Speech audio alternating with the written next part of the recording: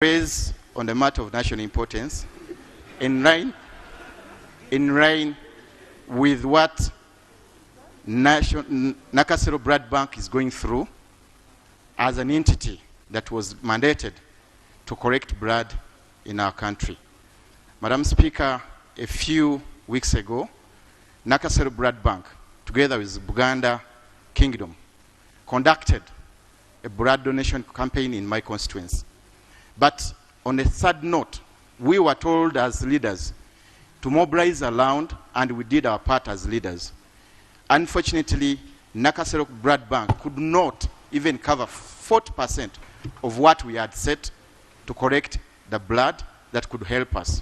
Madam Speaker, they were claiming they don't have facilities, they don't have vehicles, and you've heard the nature of roads that we have in our country. So, Madam Speaker, it's my humble request that the line minister, you use your chair to instruct it to be responsible and facilitate these people. They get them new vehicles to help us. It's on record. We are losing mothers because of blood. We are losing people over 9 on average per day in accidents because they lack blood. So it's my humble request, Madam Speaker, you help the ministry through your chair and instruct it to facilitate this entity to execute its mandate, and we save the lives of Ugandans. Thank you. Daud, you said I instruct the minister to be responsible. The minister I know is a very responsible minister. It is not hard to be responsible. It is the ministry. Jen, Honorable Jen, first respond to that, then we have General.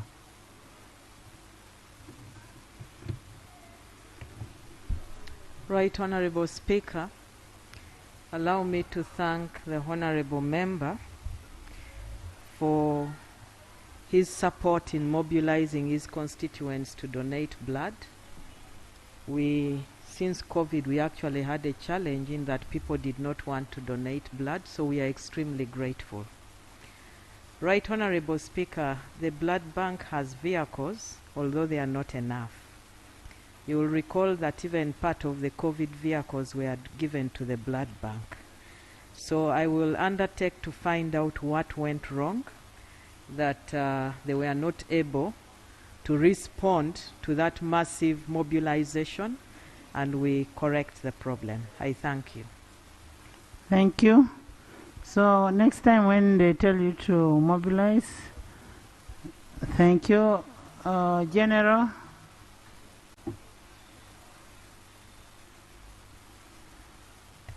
Thank you very much, Right Honorable Speaker. Right Honorable Speaker, I highly appreciate the directive you gave that we need to increase the road fund to every district, at least to a minimum of 1 billion per district. I'm not going to stand here and lament because the problem is well known and it's cutting across the country. So what we need is the response, as has been highlighted by the Honorable Prime Minister, and I want to thank Honorable Segona for also injecting in that we do an analysis district by district and ensure that we apportion money according to the demand. The number of roads we have, under UNRA we have 20,000 kilometers. These are national roads, and this matter I've ever presented it here on the floor, defining which roads are under the UNRA and which roads are under the district.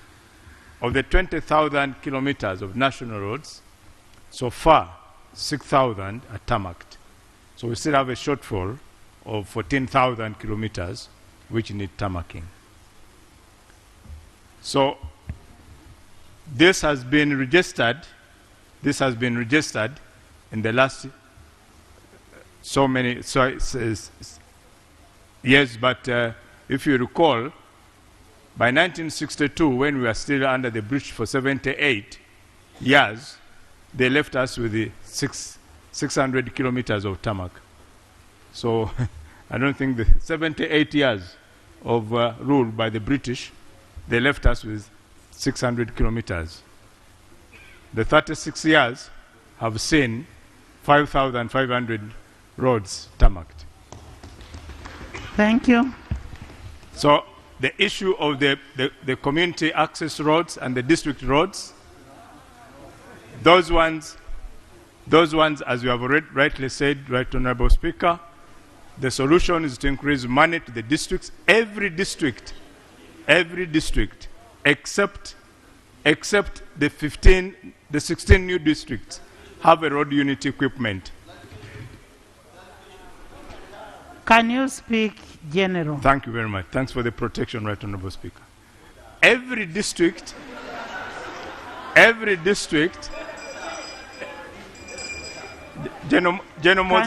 you speak? Every district, other than the 16 districts, whose unit equipment we have already ordered, has a full unit equipment. Every district. The 16 new districts will get their equipment by July next year. And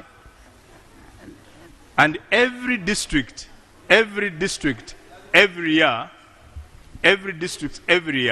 submits its plan to the road fund. Members, can I have order in the House? On maintenance of roads. And it's against that plan that road fund disperses money. The district road committee has authority to even change with evidence if the plan may not be, like now, the issues we are raising, where some culverts and some bridges have been washed away. If it requires an emergency, you can change the plan you had submitted, and you can write to road fund to that effect. So every district, and with the members of parliament, being members of the district road committee, are supposed to supervise the money which goes into the road fund, from the road fund. In addition to that, the Ministry of Works under force account also responds in some districts to some requirements under the force account. So the issue of the rains and the damages they have done, that will require a special response because it's not the normal occurrence. Thank you very much, Right Honorable Speaker. I beg to submit. Thank you so much, General. Honorable members.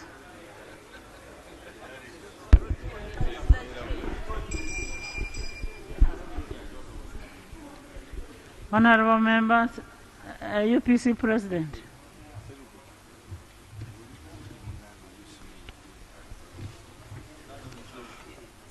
Thank you, Right Honorable Speaker. I'd like to seek some clarification or get some clarity from the Honorable Minister. Honorable Minister, for Lira City, what we were allocated last financial year was slightly under $1 billion, which was less than what we're getting under Lira municipality. The area is much larger, and I'm glad you mentioned the issue of the roadwork equipment. I would request that you cross-check and find the functionality of some of the equipment which you're referring to. I can assure you that the equipment in Lira City is not good for the work which is supposed to be done. Secondly, Right Honorable Speaker, in this financial year, in the first quarter, we received 28 million shillings. For the second quarter, we got 230 million shillings.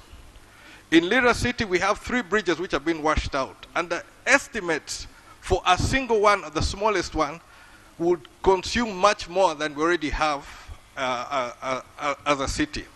And this would mean that we do not touch on any other issue, but will not even be able to fix one of the washed away bridges. So, Honorable Minister, I think we need to cooperate more closely on this particular issue. But where funding has reduced from a municipality to a city, and the area has expanded, and the equipment which was under Lira district has gone with the district, and we're now a city under the municipal equipment, we are under severe constraint. And none of us will be able to complete any of the tasks which are before us, and the road situation will get worse and worse within the city, where we have a mixture of Maram and tarmac roads. I thank you, Right Honorable. Honorable Minister, maybe you need to cross-check with all the districts. You find most equipments are in a poor state. You find they cannot even replace just mere tires because they say they don't have the money. So you need to do a survey and find out which equipments are working, which ones are not working. And Amos? I want to thank you, Right Honorable Speaker, and appreciate also the General, the Honorable Minister, who has just submitted. However, I heard, and yet it had been a concern here, since I represent a constituency that is in a new district, and the Honorable Minister said all the new districts will receive, the 16 will receive the road units June, July. And Right Honorable Speaker and colleagues, I remember these units were appropriated. We budgeted for them. We budgeted for them. And when we were talking about the wash away of roads and all that, for us we are worse off as new districts because you cannot even borrow equipment from the neighbor who has a problem. So for us, with no road units, Right Honorable Speaker, to be postponed to June, July, I actually had hope that this was coming soon. I don't know, I need clarification from the Honorable Minister. Where is the challenge? Is it the money? Is it the process of procuring the equipment? Thank you, Right Honorable Speaker. Thank you. Sise?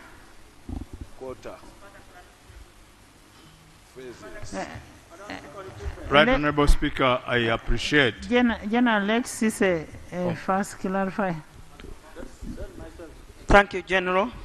Right Honorable Speaker, this is a matter of equity. The Minister said that 6,000 kilometer roads have been has already been tarmacked. 5,000. 6,000. The success story. Yeah, 6,000. I think he talked of the success story of UNRWA is 6,000. Exactly, 6,000. That's what I'm talking about. I would want the minister to clarify to me, out of the 6,000, how many kilometers have been tarmacked in the north, in the south, in the west, and in the east? I think this is a matter of equity. I just want to know. There may be reasons why the north is better, is more tarmac than the east, but we must understand. So this is purely a matter of equity. I would want to know how you have spread out in the tarmacking of roads. Thank you. That report will be brought to the House. That report will be brought to the House. Honorable General, we need a report on how many kilometers have been tarmacked in which region, where you will bring it to the House. And the new cities, the issue of the equipments of the new issues. Judith, you will speak in the next one. The new issues, I mean the equipments in the new cities, which was provided for, we budgeted for them. We need to find out what could have happened. Is it the procurement? Is it procurement or lack of funds? That's what we need to find out. Equipment still. Yes. Right Honorable members. Right Honorable Speaker. Honorable members. The next item we have is action taken, and you'll bring all your issues when it comes to works. Right Honorable Speaker. The issue of the equipment, why have they delayed? Of course, we started the procurement process, but among the provisions of the laws you passed is that we don't go into signing a contract until we are sure that we have the money. And it's just recent when the money was availed, and this when we signed the contract for the equipment for the 16 districts. As for the city, we have not yet provided equipment for cities, the new cities. What about municipalities? We have not, even municipalities. We have only provided equipment up to district first, and that's why we captured the new 16 districts. The issue of the sum of the road equipments not being in a serviceable condition, that one I accept, because I know many of the district graders don't have tires, and we're in the process of purchasing tires for these graders, and also the other spare parts. So clarification. So that's what I can say for now. On the issue of the roads, the tarmac roads per region, Right Honorable Speaker, I'll bring that information on the floor as to how many kilometers have been tarmacked in every region. Clarification, Honorable Minister. Honorable Member, I think what the Minister needs to do is to have regular checks on the equipments so that the equipments are in good shape and have the equipment serviced. Right Honorable Speaker and colleagues, I wanted to give information of how much money was received by Lira City last financial year. Last financial year, members remember, there was budget suppression. Despite that, Lira last financial year received 721 million to work on their roads. This financial year, they have already so far received 253 million. This financial year, from July to date. So let us monitor that money so that we have value for money. Honorable members, let's do an oversight role. Let's not leave these monies for the district chairpersons or whichever. Let's do work and have value for money. You come and lament here. I'm even ashamed you are the ones lamenting because you have your right. You're supposed to go and do this work in the constituency. Next item. Item 3, Bills first reading, the Microfinance Deposit Taking Institutions Amendment Bill 2022.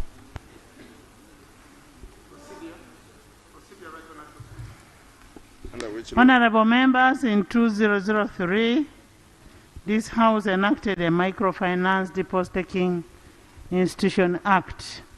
This act sought to regulate the licensing and supervision of microfinance deposit taking institutions. However, since then, the banking sector has witnessed various changes.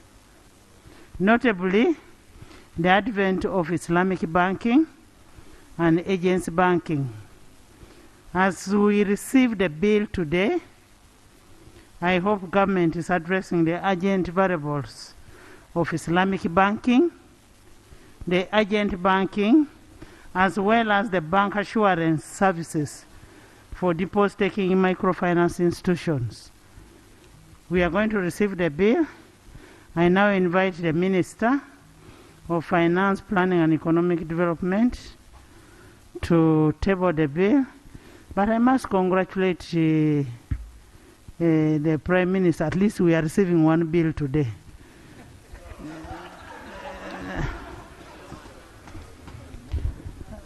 Can I receive the bill first, then you bring your procedural matter? Thank you very much, Right Honorable Speaker.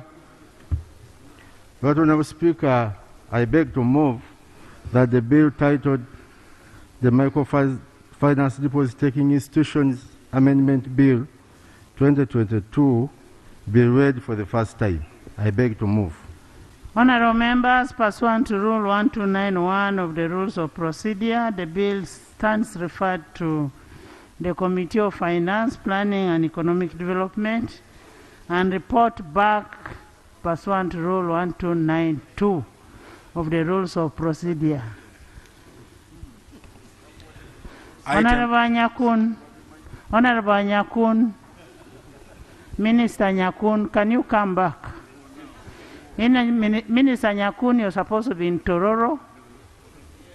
You're supposed to be in Mbarara. And we need a report back to in this house. Kashari. We need a report back in this house.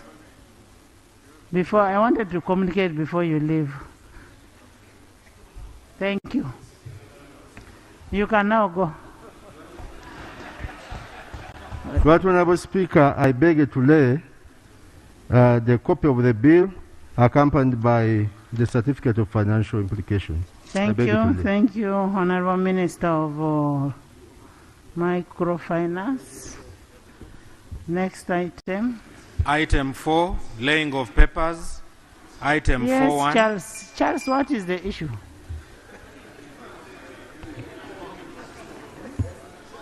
Thank you, Right Honorable Speaker.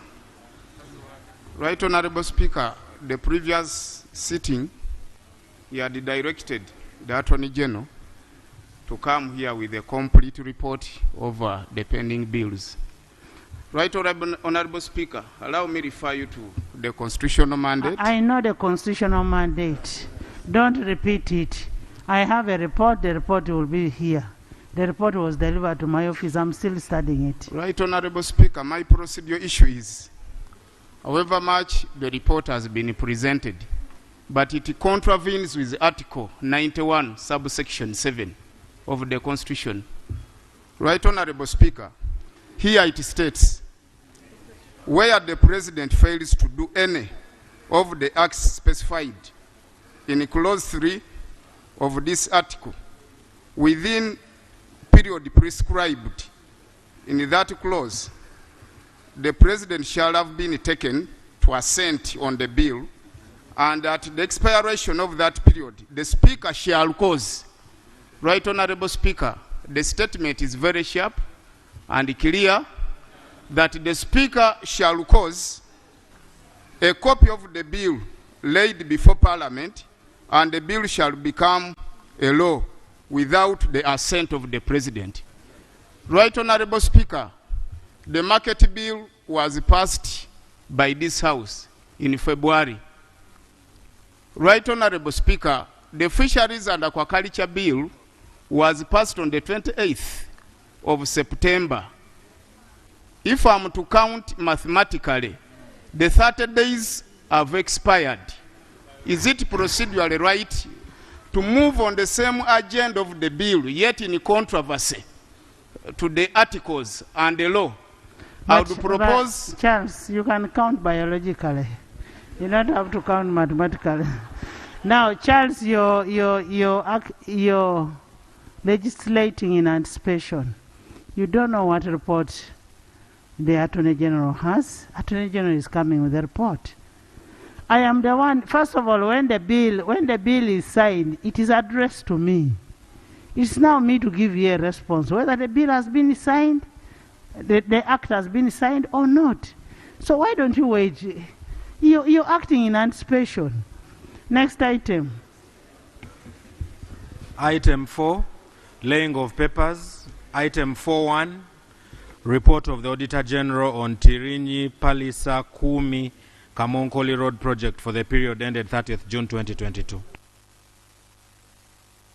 Honorable Parliamentary Commissioner.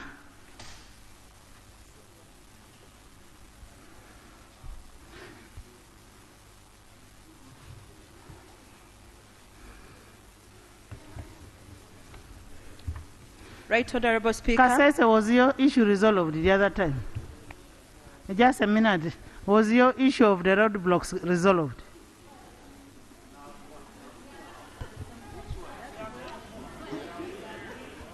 No, just a minute.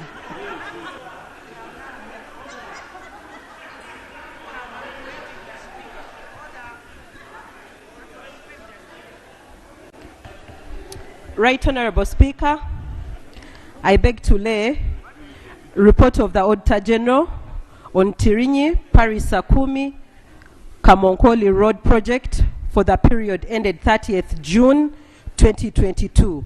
Right Honorable Speaker, I beg to lay.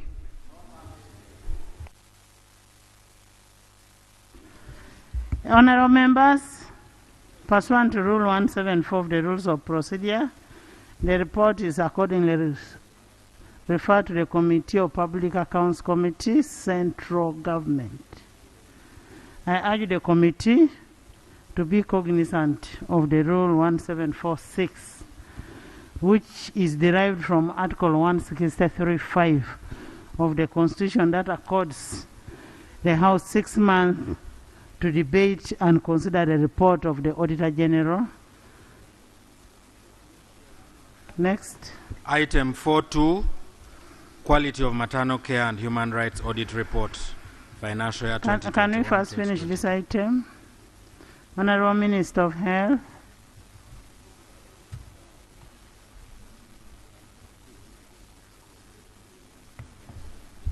Right Honorable Speaker, I beg to lay the maternal health audit report for the financial year 2021-2022. However, we extended it up to June 2022. I beg to lay. Thank you, Honorable Minister. Honorable members, pursuant to Rule 32(5) of the Rules of Procedure, I refer the report to a Committee of Health, and I urge the members to report back to inform the budget process on this for financial year 2023-2024. Yes. Thank you, Right Honorable Speaker. Whom should I give procedure? Atkins was also standing. Atkins. No. Mine is related to.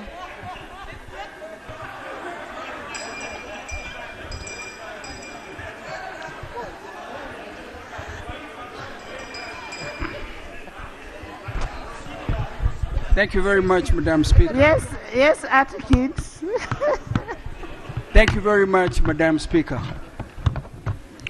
About a month ago, in this very House, you directed the Minister for Internal Affairs and Minister for Security to come and report back to this House and also reassure the country about the status of our security and the security and safety of our fellow citizens. Madam Speaker, it started as a trend and has become a pattern.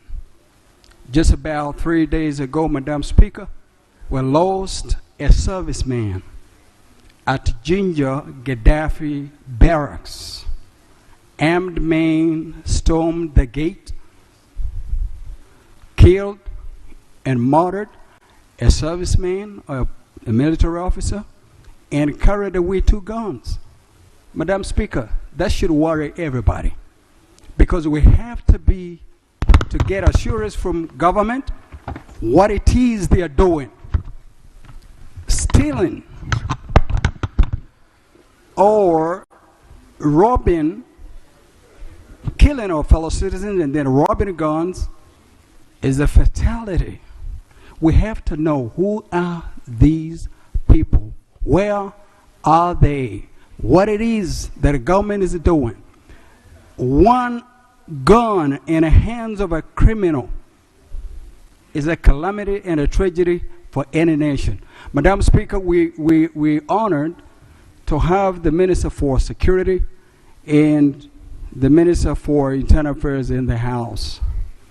The families of the deceased servicemen and servicewomen wants to assure us what it is that the government is doing, and also it is causing a lot of fear and anxiety among the serving officers. Madam Speaker, would it be procedural right for us to recognize that everything else that we're trying to process in this House can wait, but not the safety and security of our fellow citizens, and especially those that sign up for duty to serve our country with distinction, Madam Speaker? I appreciate your attention. Honorable Minister.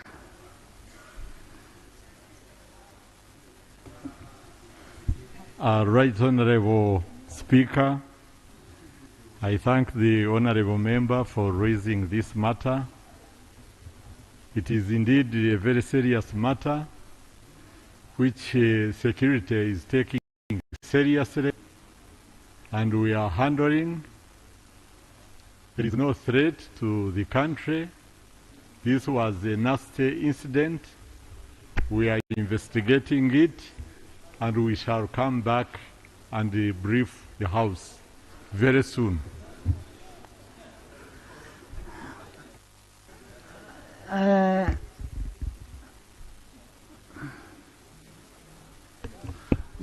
Madam Speaker, something unrelated, but over time,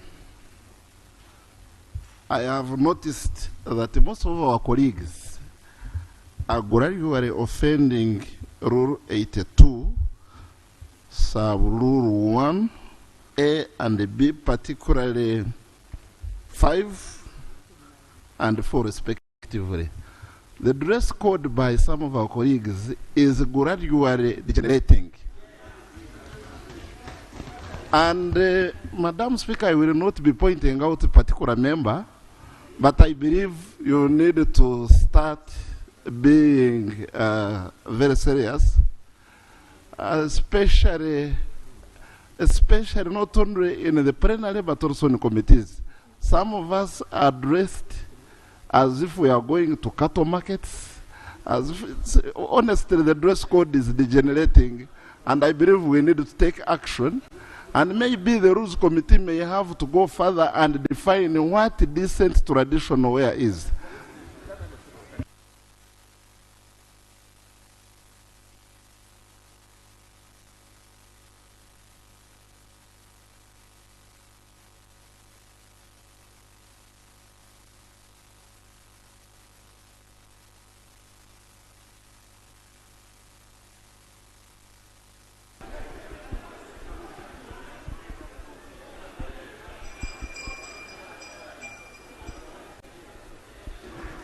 Honorable members, the issue of the dress code, I think he's talking about it in general. That's why he's not naming and shaming. He's talking about it in general. Be smart. It is in good faith. Be smart. Be like me. Next item. Item 5. There was another. It was a family. Thank you. Thank you very much, Right Honorable Speaker. Right Honorable Speaker, I want to thank the Minister of Health for presenting that maternal audit report. But Right Honorable Speaker, recall that there was a petition presented by us as members of the Uganda Women's Parliamentary Association, which was supported by the whole House on maternal health. Mothers dying, and yet these deaths can actually be prevented. And you referred the matter to the minister. Now that this report, similarly touching on the same item, is going to the Committee on Health, would it not be procedural right for the Committee on Health to consider that petition as well, because it is the same subject matter? And also, Right Honorable Speaker, aware that court ruled on this particular matter. Actually, this was a constitutional petition in the Constitutional Court, and court ruled over this matter. So would it not be procedural right, Honorable Speaker, for you to refer, in addition to this audit, our petition, so that the committee can handle them at a go and report back? Thank you, Right Honorable Speaker. Honorable Sarah, this report actually brings out your issues. Why we are referring it to the committee is for the sake of budgeting, because the issues were, yes, you raised the issues, but there was no money for it. So we need now to look at this report and have it and have money budgeted for all those activities. Your issues are covered in this report. Item 5. Yes, Ethel. Thank you so much, Madam Speaker. Madam Speaker, I'm raising on a point of privilege, and I'm asking tomorrow the clerk should aid me to have a better vision, so that when I look at that clock, I'm not really perturbed to think that it's towards 2. And also additionally, every day I come here, I have to rotate around all the 4 machines to get a machine that is really working in order to have my thumbprint taken. I beg to submit. Thank Honorable you. Commissioner. Honorable Commissioner.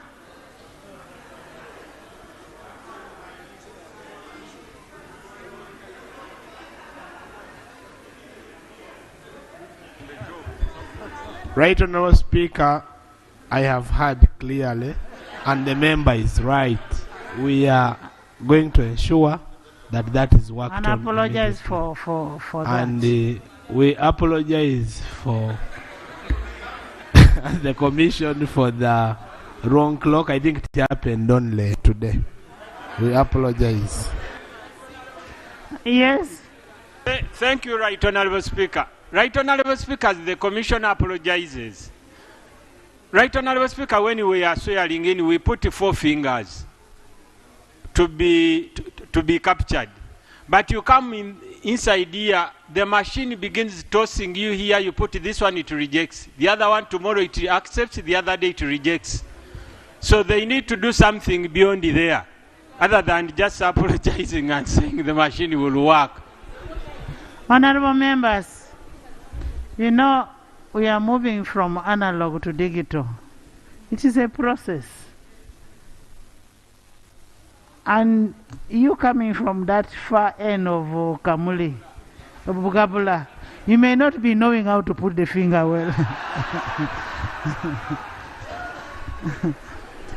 Next item. Item 5. Item 5.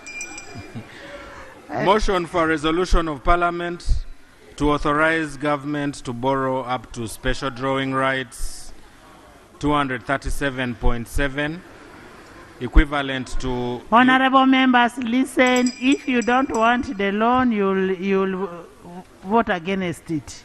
Equivalent to United States dollars 331.5 million, and receive a grant of up to special drawing rights 198.2 million, equivalent to US dollars 276.5 million from the International Development Association of the World Bank Group to finance the electricity access scale-up project.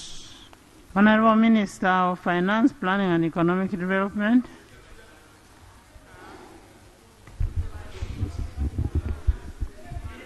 Honorable members, this motion, honorable members, this loan was presented to the committee. It was brought during recess. Boss, can you sit? It came during recess. When the loan was brought during recess, administratively, I referred it to the committee. From the committee, I went and sought permission from business committee. That is under, and the business, we now finally came and gave the loan, handed it over to the committee under Rule 1552. And that's how the loan has come back to the House. Now the minister is ready to move a motion. I know you want to raise a procedural issue under Rule 155, and you know very well.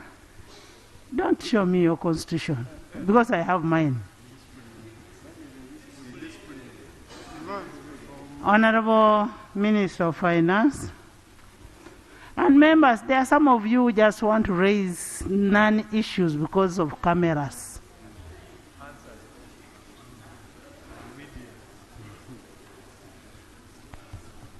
Thank you so much, Right Honourable Speaker.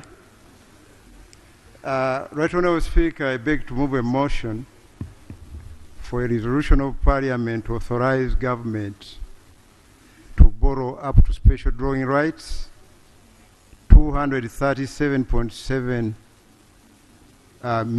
million, and that's equivalent to United States dollars 331.5 million, and also receive a grant of up to SDR 198.2 million, and that is equivalent to United States dollars 276.5 million in form of grants from the International Development Association, IDA, of the World Bank Group to finance the Electricity Access Scale-Up Project, ESP.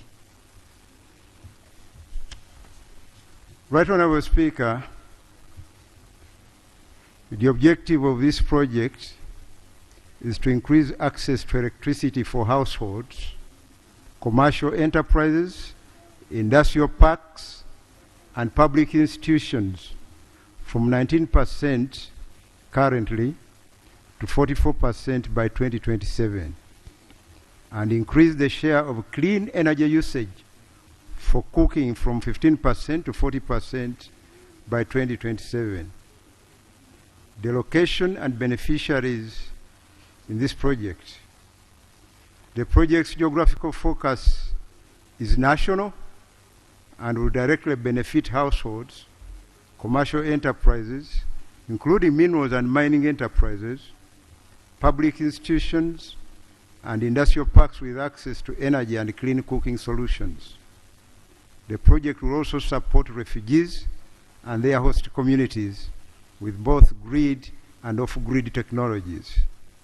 The key project results areas include A, about 1,073,500 new on-grid electricity connections. The estimated number of connections per district is included in the annex, which we shall present later. B, 150,000 off-grid new electricity connections made, of which 27,000 are in refugee-hosted districts. Based on the above connection targets, about 5 million project beneficiaries will be provided with access to electricity under the project through grid, mini-grid, and off-grid options, of which 2,525,000 will be female. D, a total of about 600,000 people in refugee hosting districts will benefit, of which about 300,000 will be refugees. The project cost, the total estimated project cost and financing is $638 million, which includes $331.5 million in form of IDA credit and $276.5 million in form of grants.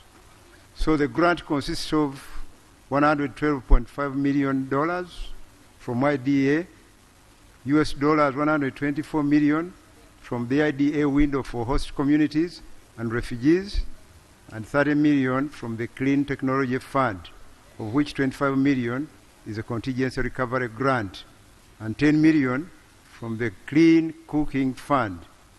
And this is supplemented by Government of Uganda counterpart funding of $10 million and $20 million that is to be leveraged from the private sector. The project has several components. There's component 1 on grid expansion and connectivity, component 2, financial intermediation for energy access scale-up, and component 3 is on energy access in refugee hosting communities. Component 4 is on project implementation support and affordable modern energy solutions. Component 5 is contingent emergency response. The detailed description of each component is presented differently in a separate document. Now, on the loan terms and conditions, the loan contains the following terms. The loan amount I've already mentioned. Maturity is 38 years, including a grace period of 6 years. Commitment fee, 0.5% per annum on unwithdrawn financing balance. Service fee, 0.75% per annum on the withdrawn credit balance. So the loan is highly concessional. Implementation. The main project implementation entities will be the Ministry of Energy and Mineral Development for the grid expansion and connectivity aspects, and the Uganda Energy Credit Capitalization Company, UECCC, for the financial intermediation aspects, largely targeting off-grid interventions and clean cooking solutions. The Ministry of Energy will establish a project steering committee to provide strategic guidance and overall oversight during project implementation and ensure effective coordination. Honorable Minister, are you now presenting the report? I'm presenting a motion, Right Honorable Speaker, and I'm about to conclude because I thought I should. I needed a motion to be seconded first before you speak about it. Yeah, I'm sorry the motion was a bit long, but I'm concluding with the next sentence, Right Honorable. So you've spoken about your motion already? Yes, I've done both. Okay. Right Honorable Speaker, the Ministry of Energy will establish a project steering committee to provide strategic guidance and overall oversight during project implementation and ensure effective coordination among all stakeholders. The PSC will be chaired by the Permanent Secretary of the Ministry of Energy with representatives from the Ministry of Finance, UECC, OPM, Ministry of Justice and Constitutional Affairs, Ministry of Local Government, Ministry of Health, Ministry of Education and Sports, Ministry of Water and Environment. Right Honorable Speaker, I beg to move this motion. I thank you so much. Thank you, Honorable Minister, for reading both the motion and the report of the committee. Is the motion seconded? Seconded by Honorable Bahati, Honorable Chen, the Prime Minister, the Government Chief Whip. We all need electricity by the whole House. Now that the Minister has talked about the terms, the Minister has talked about everything, and in the matter of equity, can we now get the names of the districts to be covered?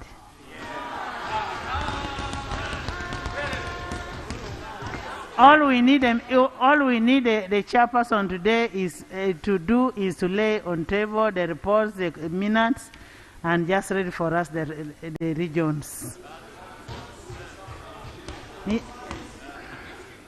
No, we cannot go to sub-countries. Let's look at the districts. Thank you very much, Right Honorable Speaker.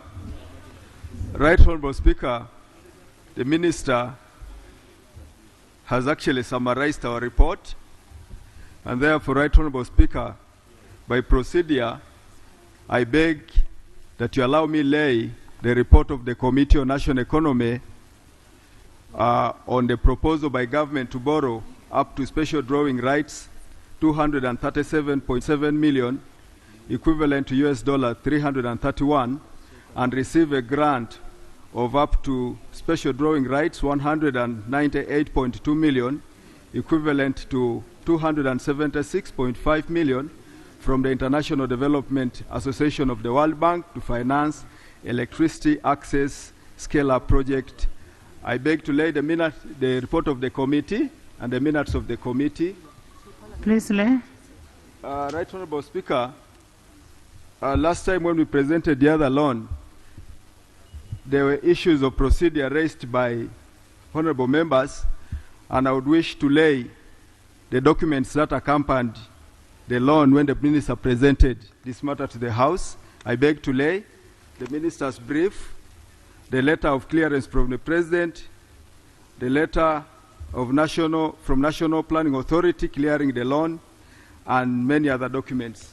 I beg to lay. Thank you. Right Honorable Speaker, as guided by you,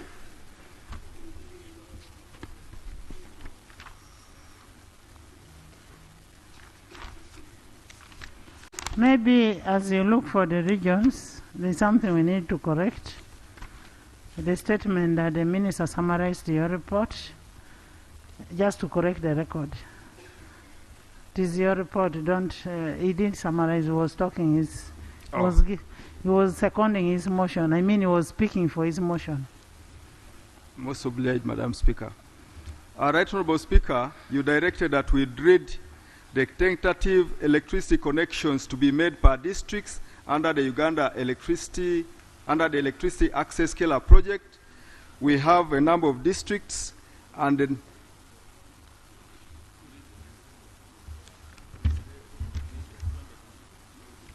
after page 29. Move the next page. It's uploaded in all the iPads. Honorable Chair, just read, start Buikwe, Bukomansimbi, Butambala, Buvuma. Honorable members.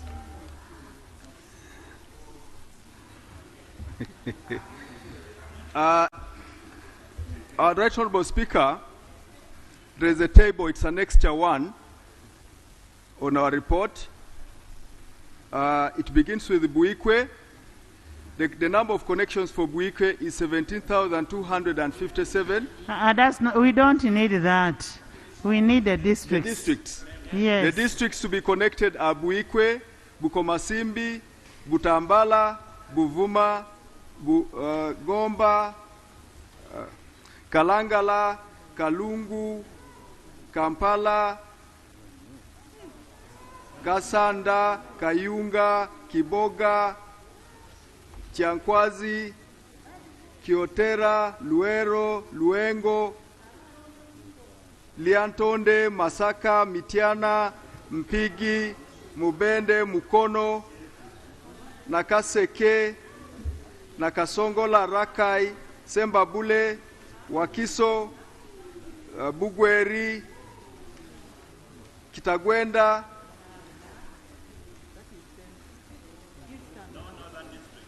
In eastern Uganda, that is central. I'm going region by region. In eastern Uganda,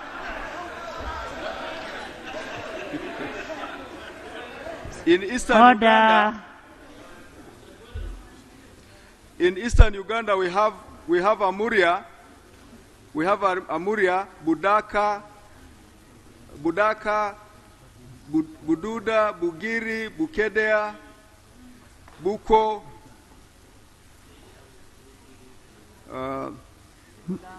Bulambuli, Busia, Namayingo, Butaleja, Butebo, Buyende, Iganga, Jinja, Kaberemaido, Kaliro, Kamuli, Kapchora, Katakwi, Kibuku, Kumi, Kwen, Luka, Manafa, Mayuge, Mbale,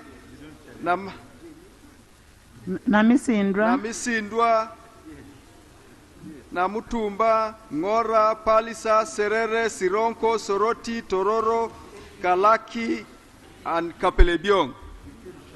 In the northern Uganda, we have Abim,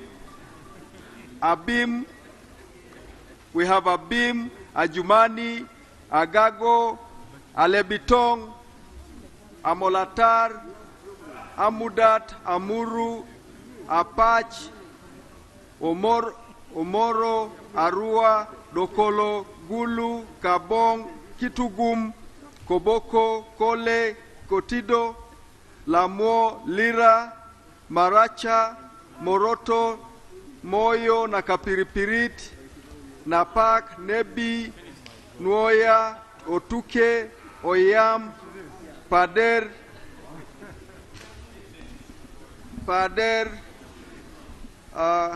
Pakwach, Yumbe, Zombo, Obongi, Terego, Karenga, Kwania, Madiokolo, Nabilatuk, and Obongi. In western Uganda, we have Buenju, Bulisa, Bundibujo, Bunyangabo, Bushenyi, Hoima, Ibanda, Isingiro, Ntungamu, Kabale, Kabarole, Kagadi, Kakumiro, Kamwenge, Kanungu, Kasese, Kibale, Kiruhura, Kiriandongo, Kisoro, Chegegwa, Kenjojo, Masindi, Mbarara, Mitoma, Ntoroko, Rubanda,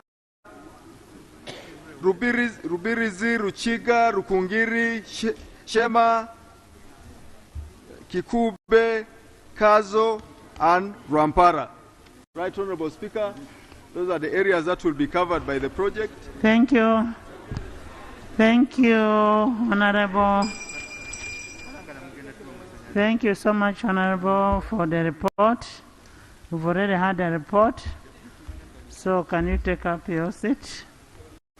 Can I hear from Leader of Opposition?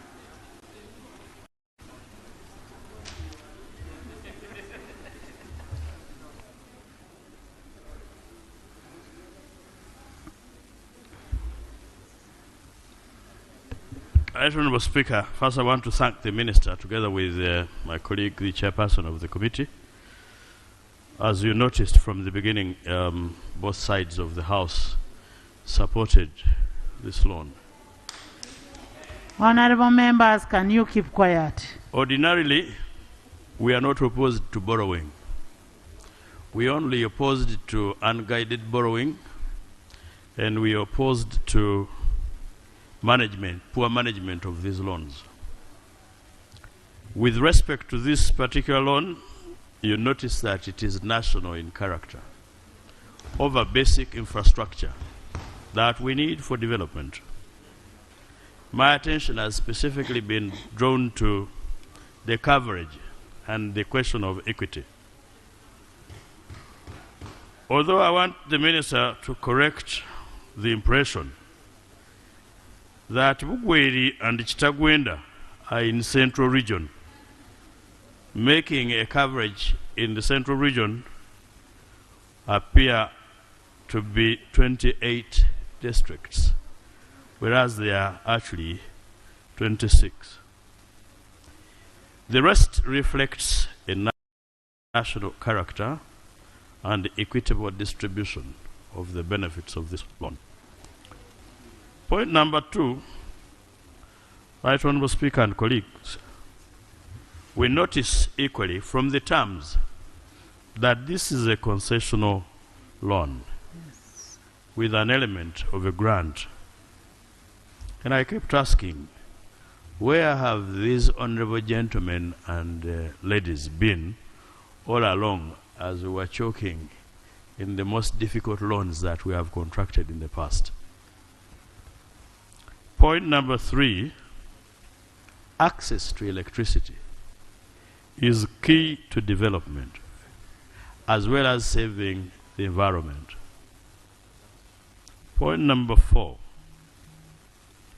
is that the committee made a report without a minority report this time, which normally shrouds controversial issues.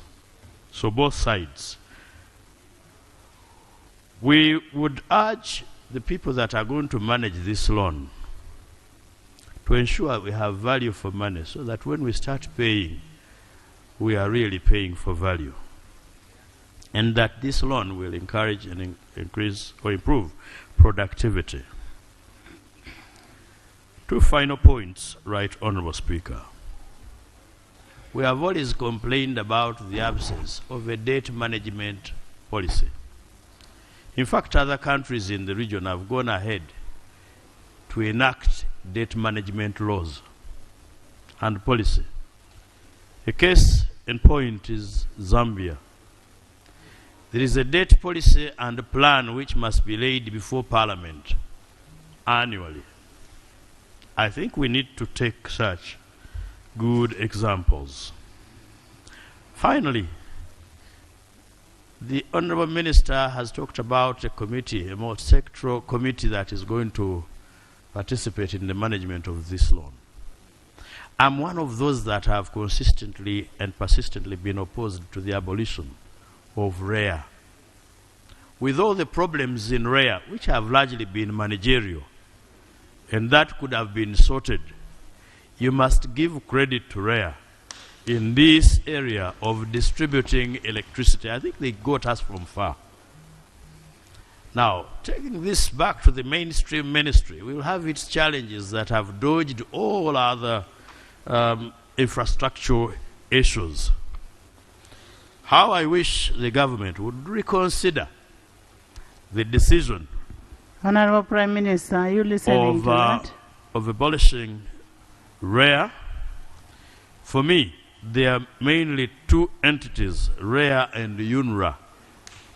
There have been issues to do with management which would have been sorted by way of relooking at the appointments in those places, but they have otherwise done a fantastic job. Without reservation, therefore, Right Honourable Speaker, we wish to support both the motion and the report. Thank you. Thank you so much, honorable members. It is not any motion for debate. Lope has talked. No. Honorable members.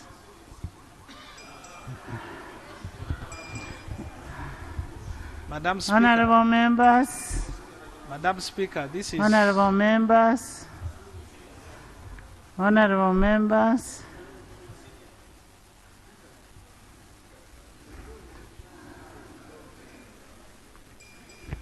You first sit.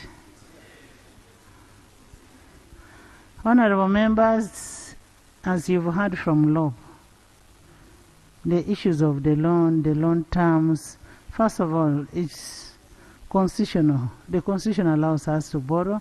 The terms are very favorable. And I also want to agree with the Lope on the issues of REA. Give us back our REA. Give us back our REA. The management could have been bad. You can give better managers. But REA did a good job. It did a very good job. There are institutions that have success stories that you can never forget in Uganda. Talk about REA. Talk about UNRA. National water is alive. There is no way you can do away with the national water. I am not going to allow a debate on this loan. Yes, your procedure matter. Chairperson Presidential, you sit. Thank you, Madam Speaker, and I thank you for your indulgence. I wanted us to be certain we are proceeding right. If you look at the title of the motion, the proposal to borrow up to special drawing rights 237 million with its equivalent and to receive a grant. Madam Speaker, I invite you to look at page 15 of the motion under item 31C, where bullet C also requests us now to approve a loan, a borrowing, departing from the title of the motion that was a grant. And this is very important because we approve figures, and these figures must have conditions attached, and as far as the reports and also the recommendation of the committee, it touches only on the 237 as the money we are going to borrow. But when you look at prayer C, and I'm going to quote verbatim, that in light of the above, I shall request honorable members to, I'll skip A and B, but go to C, authorize the government by passing a resolution attached to this brief and in line with Article 159 of the Constitution to borrow up to special drawing rights 198.2. The minister purports that this amount is a grant. But now, in the conclusion, this parliament is asked to actually approve a loan, which I have nothing against, but where are the conditions for this one? Because we don't want to think that we are getting a grant for some amount, and in the end, if we are borrowing, let it be clear so that we know both are actually borrowings and the terms are laid before this House. Honorable Minister. Attorney General. Thank you very much, Right Honourable Speaker. I think that is because government does not seek a resolution to take a grant. The Constitution requires government to take a resolution to borrow. So when we come here, we inform Parliament that we are getting a loan and a grant. But the resolution is for permission to borrow, only for the borrowing. The what?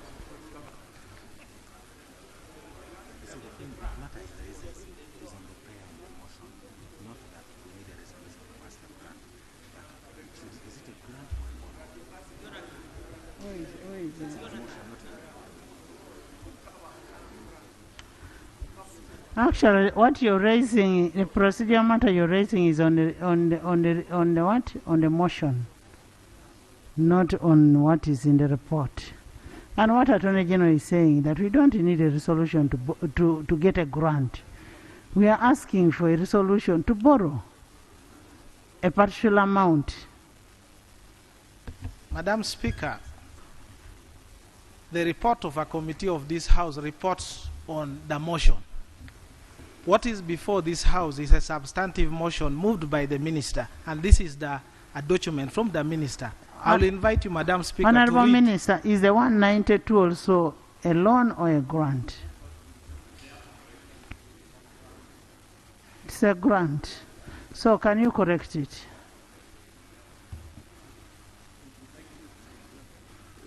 The grant is actually 198.2 million SDR, which is equivalent to $276.5 million. The loan is SDR 237.7 million, equivalent to 331.5 million United States dollars.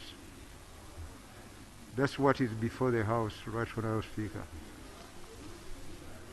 So, in that case, Madam Speaker, this motion should then be amended to reflect what they have come to request from us and indicate it as a grant. In any case, it is the first time I'm seeing the government coming here to tell us about a grant.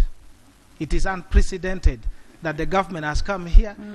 They have been taking grants. So let's strike off this particular aspect completely so that we know we are dealing with the loan. We don't want to come here after 5 or 6 years and say that Parliament has made a mistake on this matter. You move a motion as it is. That the motion, the borrowing is 331.5 million and the grant is 276. Yes.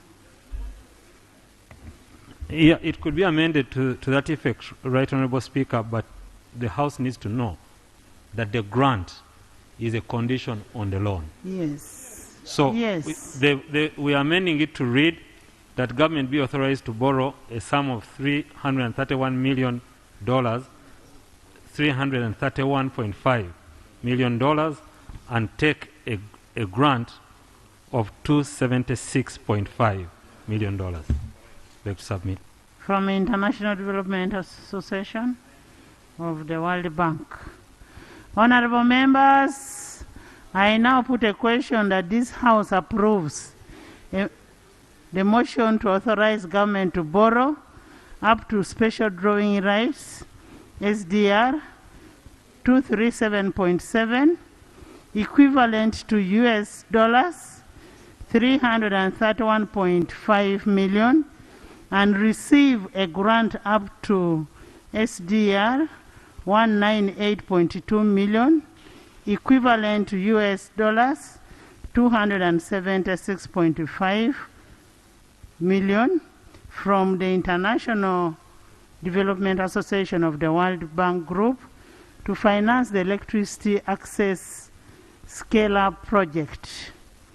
Those in favor say on the contrary, nay. The ayes have it.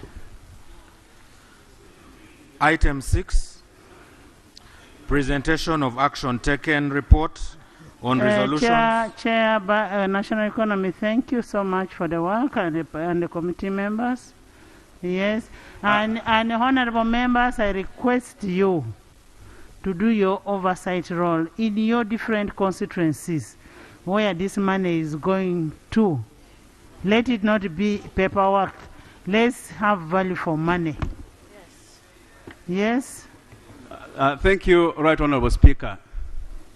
Right Honourable Speaker,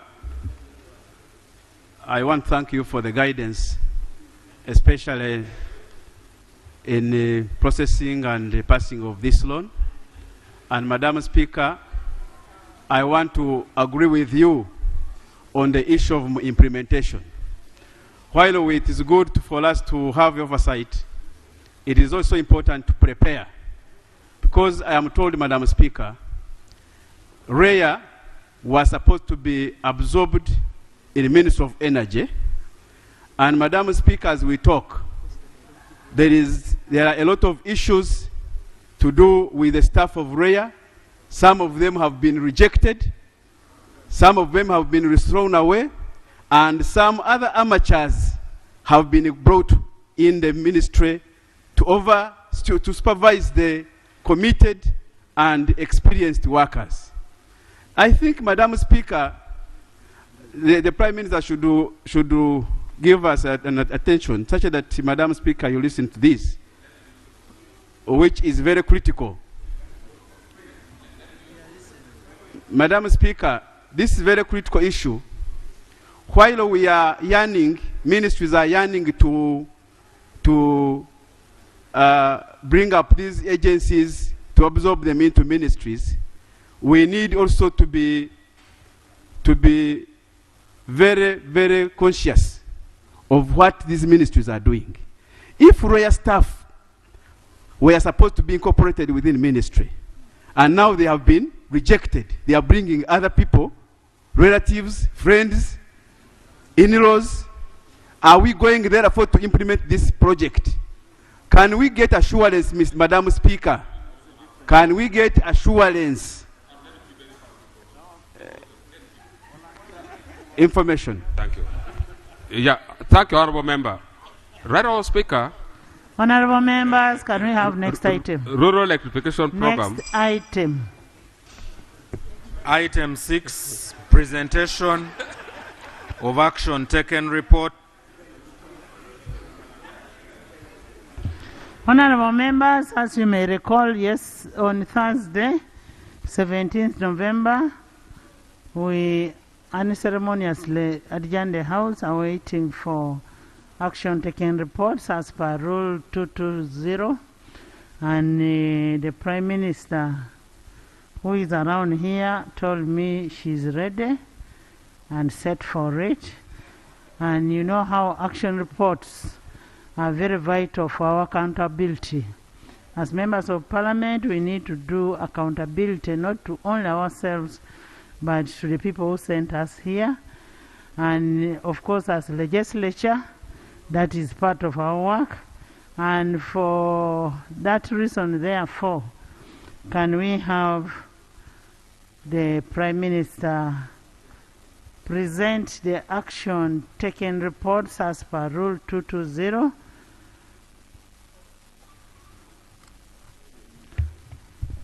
Yes, Lop.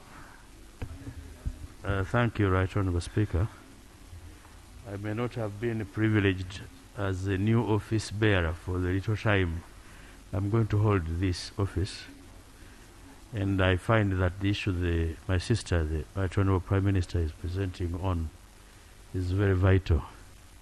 Would it not be procedurally right, or you guide, that first we get those copies and we internalize them so as to have an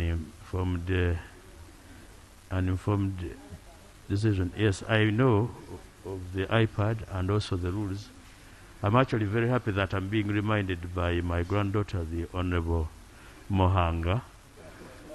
I'm now happy that she's alive to the rules and proceedings here, but I'm only making that request if you would find a pleasure first in ensuring that we do some background check, because some of these issues involve statistics and they are very vital, especially having come from us. If the Prime Minister will equally indulge us. Thank you. I actually have no problem with that. For me, what is important is for the Prime Minister to lay on table. Once the Prime Minister has laid on table, we'll look at all of them and then debate on them once we have looked at them. Yes. She can actually let her lay on table. And first of all, I want to congratulate you for finishing and working overnight to have this. Congratulations. And whatever we did was in good faith to help you work. And where we find that not everything is covered, we shall still ask you to ensure that those will come in oral questions. Yes. Right Honorable Speaker and colleagues. And we want to thank you for running for the babies.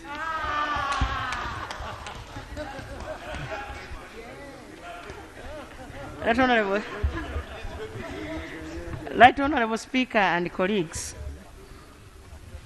like you guided, the Speaker guided us on Thursday that at least we present ministries by ministries until when we are done with a full report.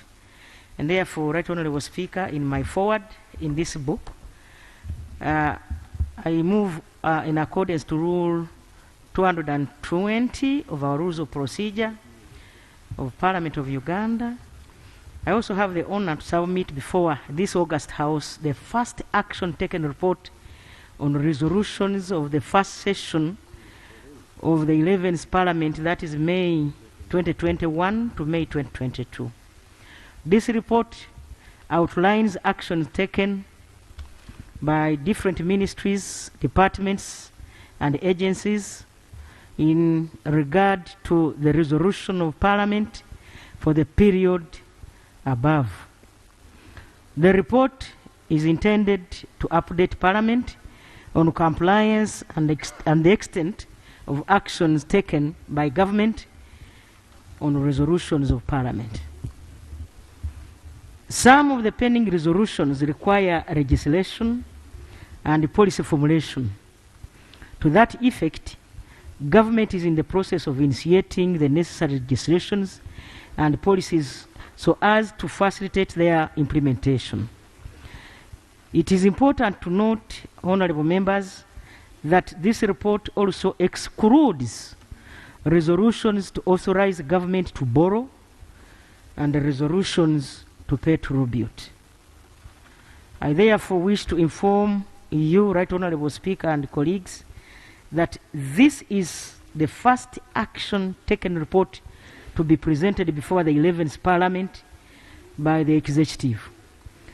This clearly affirms government's commitment to Parliament in ensuring the timely, efficient, and effective delivery of services to the public, and in a bid to achieve sustainable development in Uganda. Government of Uganda is appreciative the oversight role of Parliament.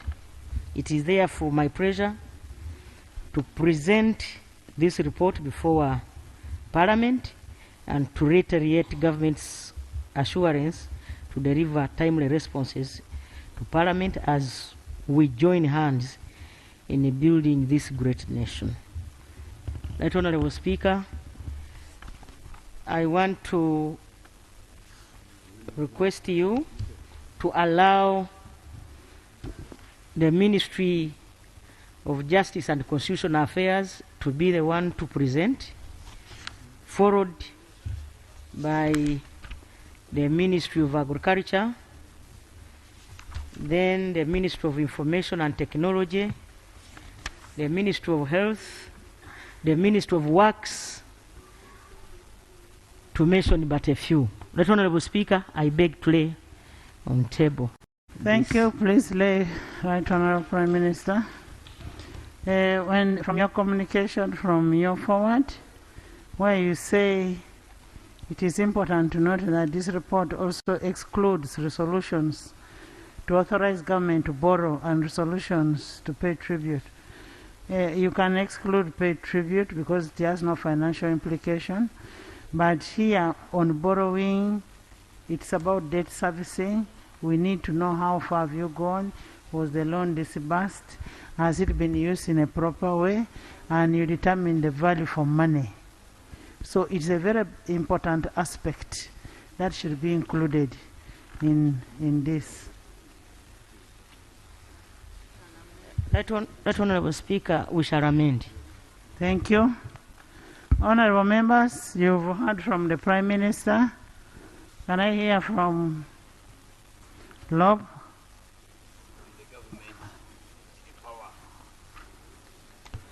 Right Honorable Speaker, actually one missing point is that You're now hearing from government on your left. Oh.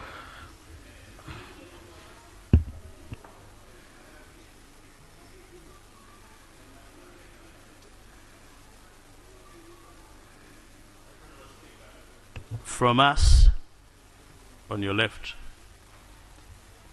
we want first to congratulate you, because this is an innovation from the leadership of this House. Ordinarily, we've been used to the Treasury Memorandum, which comes and is audited and we debate. And that one implies action initiated by government in accordance with the law. Sometimes it takes long. Now you notice that... And it is limited to Auditor General's absolutely, reports. limited to Auditor General's. Now this innovation of our House is wider and much faster. It is also deeper. I also want to congratulate the Prime Minister on being the first to implement this kind of initiative.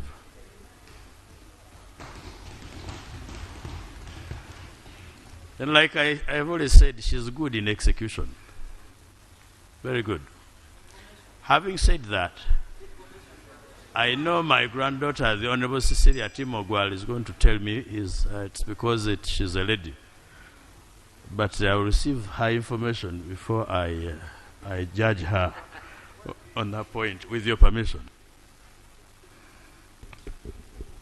Thank you, Grandpa, for allowing me to give you information.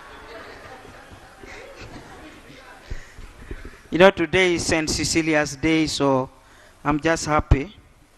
And I think the girl child should learn from St. Cecilia's life. I want to let the LOP, the leader of the opposition, to know that the political history of Uganda has registered Right Honorable Prime Minister Robina Nebanja as the first female Prime Minister. That is what is recorded in the political history of Uganda. I just want to let you know that.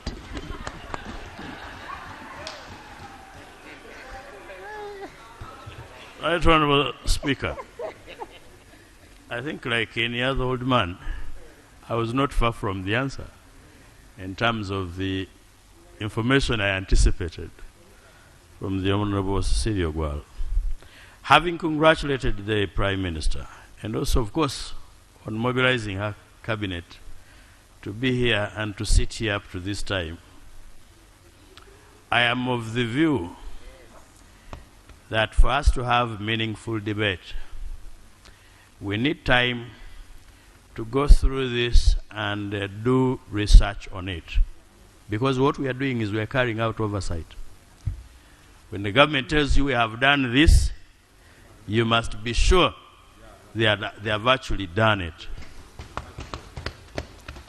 It is still my plea and the plea of my government on your left that we be given some time, I think 1 or 2 days, to come back with thorough research and have meaningful debate.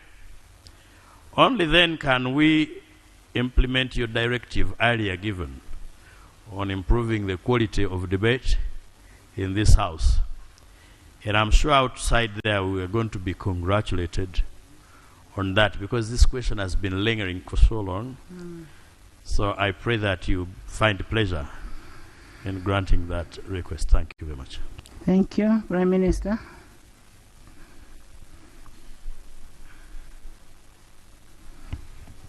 Right Honorable Speaker and colleagues, I want to thank my brother-in-law. Yes.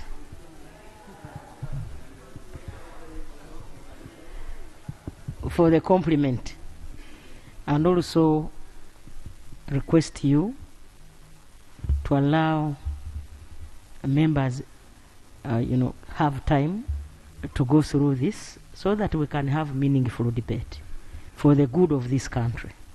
Thank you so much.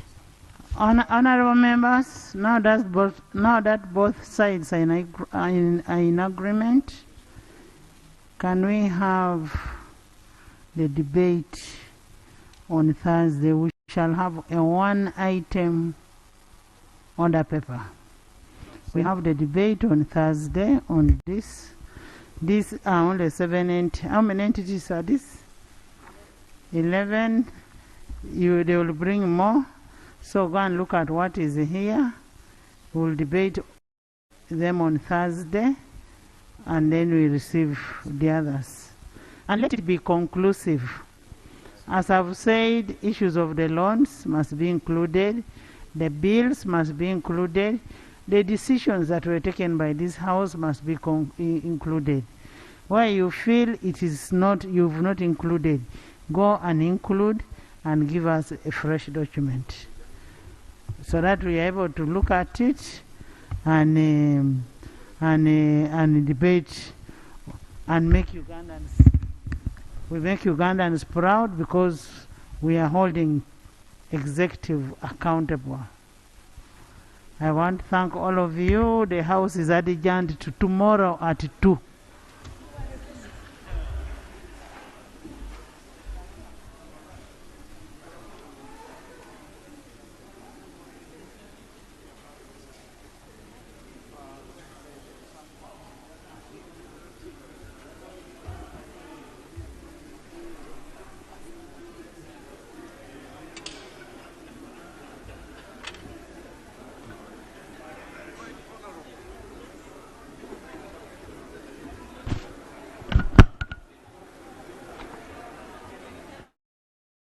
Uganda.